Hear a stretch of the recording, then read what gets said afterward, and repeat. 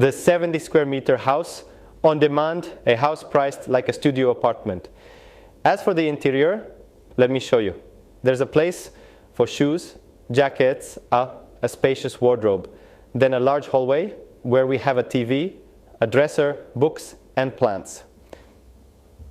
The entrance to the bathroom, and above the bathroom, there's a storage space for additional items like suitcases, bags, and other things.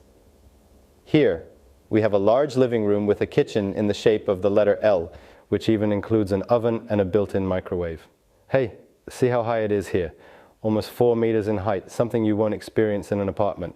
Additionally, we have 2 more rooms, so the house consists of a hallway, a large corridor, a kitchen, a living room, and 2 rooms. One of them is 8 square meters and looks like this. We have plants, cabinets, a sofa bed in case we want to host guests.